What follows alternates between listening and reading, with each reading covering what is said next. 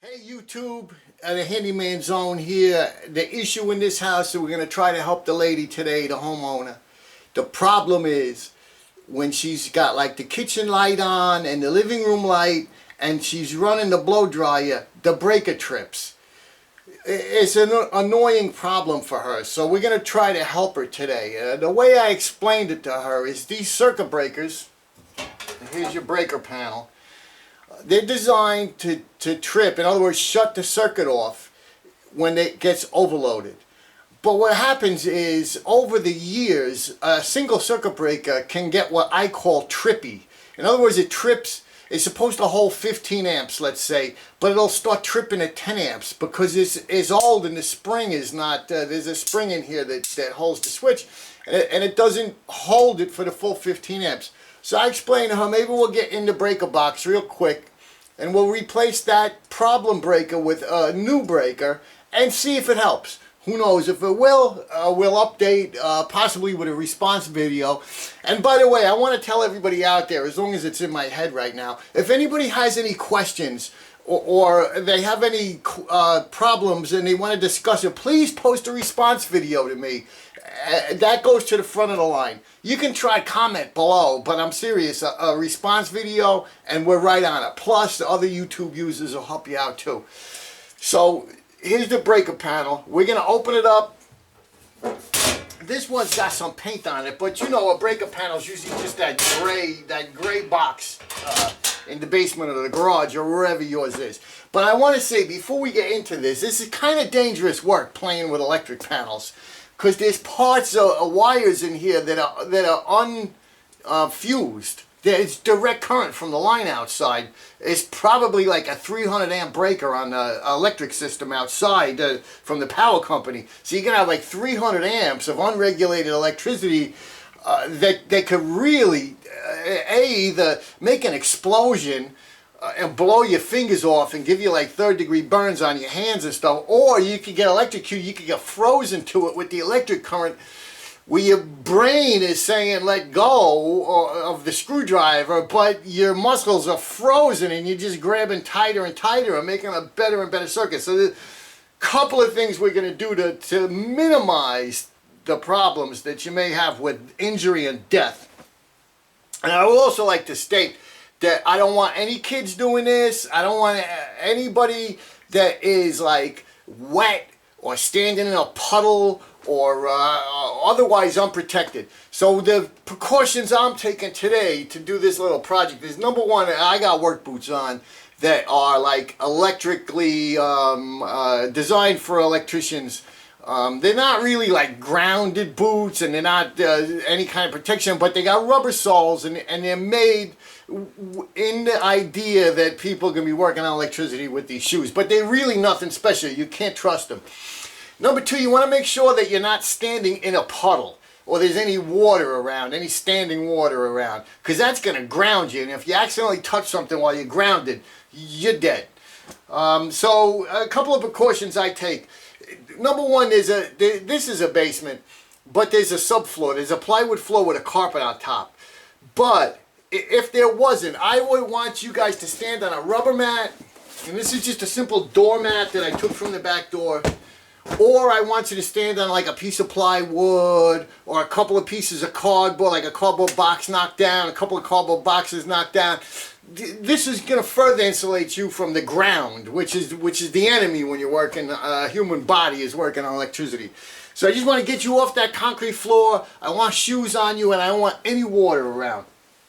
And that's the precautions we're going to take. So there's like usually 6 screws. This is just a cover. This front door and this thing is a cover. And we're going to take the screws off. I like to start from the bottom. And I'm going to tell you why in a second. Because as we work our way up, this cover, this door, is actually pretty heavy. It's probably like 10 pounds. And as you're taking the last couple of screws out, it's going to start falling down. And if we took the top screws out first, it would start falling away from the wall. So I like working from the bottom up. I can control it a little better that way. So we're getting up to the last 2 screws are up here. So I'm putting my hand on it. I'm holding it because I don't want this cover to move around. once I'm getting these screws out. So that one's loose, and I'm going to loosen this one up. Now I'm pushing with my left hand to hold it in place so that I can take these screws out by hand. Here we go.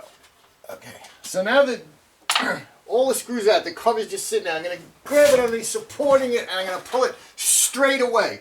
I don't want to let it drop because I'll start tripping breakers here and just like shutting off alarm clocks and computers upstairs that aren't shut down. I don't want to do that. I don't want to have to run around setting clocks. I don't want to annoy like, oh, Dino is here working, now I got to reset all my alarm clocks and this computer is shut down without saving that file, blah, blah, blah. So take it straight off. Now here's our electric box. There's a lot of wires in there. It looks quite intimidating. And like I said, there's certain wires in there that are straight juice from the electric pole. Very powerful. Could cause an explosion, a serious explosion. Third-degree burns, blowing fingers off, metal, molten metal from the wires in your eyes, blinding you. Or electrocution, death, which is like a horrible way to go. Alright, so before I took that cover off, I put a little piece of blue tape on the breaker in question to mark it. And it's this one right here. The parts of this box that we don't want to touch is that metal strip right there. We don't want to touch that. That's juice. The bare copper is the ground. But we don't want to go touching that either because there could be a wire out of place or something like that. You don't want a loose wire and you touch it and then it makes contact with something. Big trouble. So we want to show a certain amount of respect and a certain amount of caution when we're playing with this stuff. So this is the breaker in question, and the way you take the breakers out is they kind of like hook in and then push down. So it's this side, it's the left side. I'm gonna push this breaker away like that, and then I'm gonna take it out. Now this breaker is no longer connected to the box. But like I said, there could be loose wires somewhere else. You want to show a lot of respect to this. Somewhere else in the house, there could be a wire touching. This could be a live circuit, so we do want to show some respect. And it just has one wire going to it right there. I want to take my screwdriver, and again, this is a metal tool. You want to be really careful when you're working in an electric box. See that kind of stuff, if that little metal thing had like flipped into the box and hit certain parts, it could have made an explosion and like blinded me, let's say. So we have to show respect to this thing. Okay, so here's my screwdriver. It's properly assembled, no loose parts. So I'm going to go in the screw that's holding the wire into this breaker, and I'm going to undo it. And I'm going to be careful that this wire, when it comes out, it doesn't go flipping somewhere where I don't know. So I'm going to kind of hold it by the insulated part, but I'm not going to let go of it until I know it's going to stay where I put it. This is the breaker in question. So in this end is those notches, and that's where it clips into the box there. And this is the little connection that goes to that metal plate that I told you before. We don't want to be messing with that. And there is the screw that I just took out. I'll get you in the light there. Okay, there is the screw that I just took that holds that one wire. Is that screw right there? Huh? You see it? You see it? Okay. So this is the breaker in question. I'm going to put that aside. Here's the replacement breaker. What I'm going to do is just double check that it is indeed the correct replacement breaker, because there are a few different breakers available on the market, and you're going to want to make sure you got the right one. So you're going to look at the bottom that it clips in exactly the same. This is a little different. One is a little different than the other in that it has this plastic lump in the back, but that is a part that sits where there's clearance for that, so it doesn't really matter. The hole is going to match in the case, and the bottom looks exactly the same where it clips in. So I think we're going to be alright with this guy. But what I'm going to do, just to double check, is just kind of place it in there and see if indeed it looks like a dry fit. We're going to do a dry fit. Alright, this looks like it's going to work. So while it's out, I'm going to loosen up that screw that holds the wire. Okay? Now I'm going to take that wire and I'm going to put it in in this new breaker, the replacement breaker. Excuse me for a second while I make sure. The end of this wire is a little bit bent, and I'm just gonna straighten out. Again, a metal tool and electric box. I want to be very careful, and I'm just straightening out the end of that wire there. We want to show as much respect and caution as possible when working on electric boxes. So I want to make sure I have a good light so I can see what the hell I'm doing. Okay. Now, that goes in there. Now I'm going to get my screwdriver in here. And I'm going to, before I really snug it up, I'm just checking that everything looks kosher in there.